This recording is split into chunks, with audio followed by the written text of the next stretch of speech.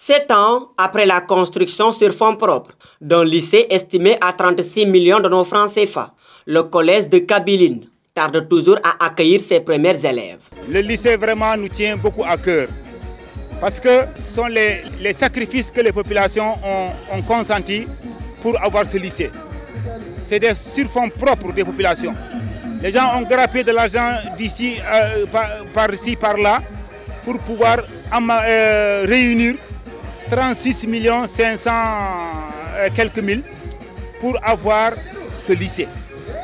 Donc cet espoir-là est en train d'être effrité par la non-ouverture. Cette situation préoccupante favorise la déperdition scolaire dans un village situé à plus de 20 km du lycée le plus proche. Dans la commune de Djignaki, il n'y a qu'un seul lycée, il y a un autre lycée qui vient d'ouvrir ses portes, mais jusqu'ici ça ne suffit pas. Ça ne suffit pas.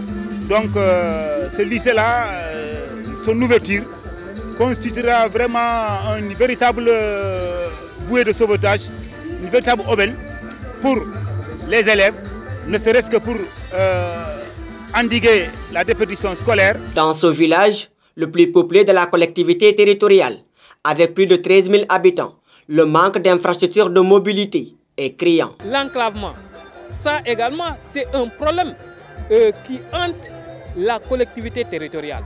Parce qu'actuellement, la seule chance que nous avons, c'est de voir la route nationale numéro 5 traverser dans le sens de la longueur la commune de Djignaki, de Béleuil jusqu'à Karong. Mais à part cela, il y a des axes principaux, notamment l'axe Ebinako et Binkin Kabiline, et qui débouche sur le quai. Pour pallier ce déficit, ce sont les congrès qui servent de tremplin aux fils de Kabiline pour s'impliquer activement dans le développement de leur localité.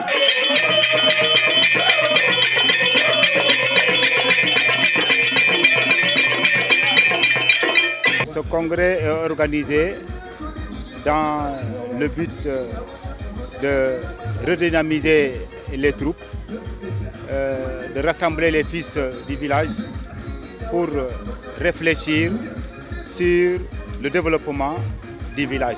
Dans cette dynamique, la population appelle l'État à soutenir les initiatives locales engagées depuis plusieurs années.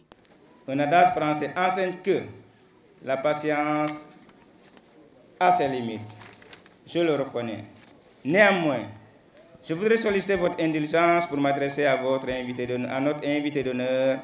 Je veux nommer le gouverneur de la région de Ziguinchor, Monsieur Mor Talla Tine. Monsieur le sous-préfet, votre présence est le deuxième honneur que le gouverneur fait à notre village, car il a déjà reçu, le 13 février 2025, une délégation de l'ADIC dirigée par son président au sujet de la lancinante question de l'ouverture des classes de seconde au CM1. Cette présence, dis-je, confirme sa réputation d'administrateur disponible. Alors que la 48e édition du congrès de l'Association pour le développement intégré de Kabiline bat son plein, les habitants, unis dans l'action, envoient un signal fort.